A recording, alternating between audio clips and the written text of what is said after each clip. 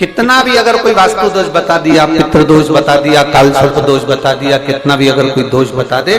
तो पीपल का जो जल वृक्ष में से झड़ता है, कभी कभी आप उसके नीचे हाथ रखकर देखना, थाली रखकर देखना, उसमें पत्थर पर देखना, तो वहां पर भी पानी के निशान आपको मिलेंगे, बूंद के निशान मिलेंगे।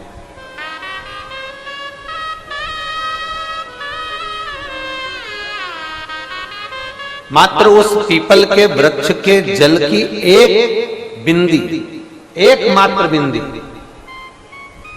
शंकर भगवान का जो शिवलिंग है, जलाधारी है, चरण है, गणेश कार्तिकेय का स्थान है, अशोक सुंदरी का स्थान है, और प्रत्येक जलाधारी में से पानी बीच में से आकर नीचे की ओर गिरता है, नीचे की ओर गिरता है। आप लोगों के स्मरण में हमने पहले भी बताया कि राइट में किसका स्थान है? गणेश जी का, लेफ्ट में कार्तिकेय, बीच में अशोक सुंदरी। ये क्या है? पार्वती जी का हस्त कमल, शिवलिंग, और ऊपर से जो जल एक एक बूंद शंकर जी के शिवलिंग पर गिर रहा है, वो शंकर जी की 5 लड़कियां, जया, विषहरा, शामली बारी, दौतली और देव, शंकर जी की 5 लड़कियों एक एक बूंद पानी शिव जी पर गिरा रहा है। जहां जल नीचे गिरता है, उस स्थान से जहां तक जल बहकर जा रहा है, उस स्थान तक 33 कोटि देवताओं का स्थान, 33 कोटि देवताओं का स्थान। अब जहां पानी आया, जहां नीचे गिरा, उसके बीच में जो स्थान होता है, आप लोगों ने देखा है कि नहीं देखा? जिनने देखा है जरा हाथ उठाओ। ये पानी जैसे यहां तक आया और यहां के बाद नीचे गिरेगा, तब वो नाली के माध्यम से बाहर जाएगा। तो जितनी दूर यहां से वो नीचे की ओर जो गिर रहा है, यहां से वो नीचे की ओर जो पानी जा रहा है, ये जो स्थान होता है, ये हमारे 3 दोषों को निवारण तुरंत कर देता है। एक हमारा पितृदोष, एक हमारा काल सर्प दोष, और एक हमारा वास्तु दोष का निवारण ये तुरंत करता है। और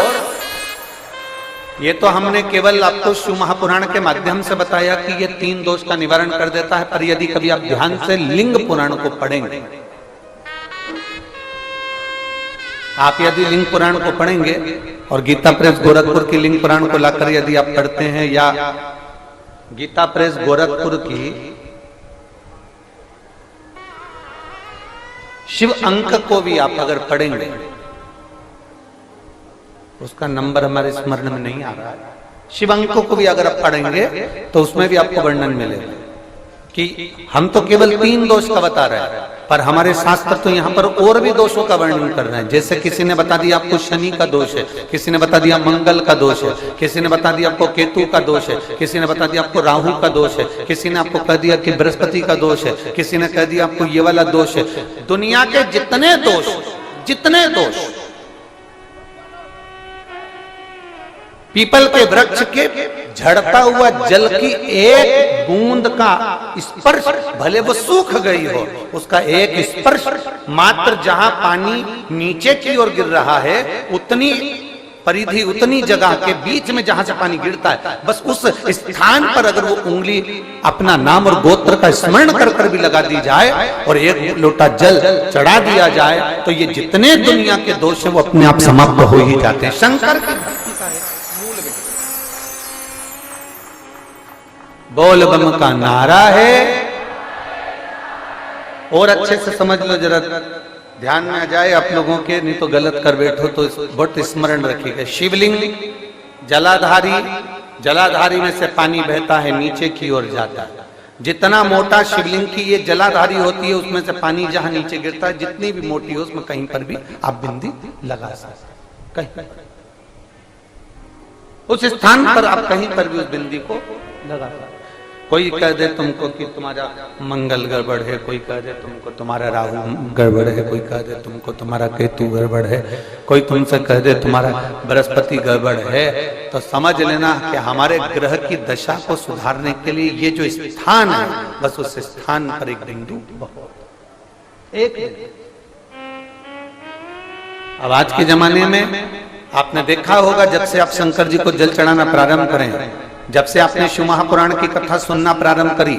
तब से आपने सुना होगा कि कोई भी अब ज्यादा आपको सुनने को नहीं मिलता कि वास्तु दोष हो गया, कि पितृदोष हो गया, कि कालसर्प दोष हो गया। इसके पहले का जो समय था, उस समय किसी को भी पत्रिका दिखाओ, किसी के पास भी जाओ, वास्तु दोष, कालसर्प दोष, पितृदोष, ये सारे दोष चलते रहते थे। पर तुमने जो एक लोटा जल शंकर भगवान को समर्पित करा, तुम्हारा चढ़ा हुआ जल उसी स्थान से नीचे गिर रहा है जहां हमने बिंदी लगाने का बताया, वहां से नीचे गिर रहा है, तो तुम्हारा दोष जल चढ़ाते चढ़ाते अपने आप वो दोष समाप्त होता चलेगा। सारी समस्या का हल एक लोटा। आप जो भगवान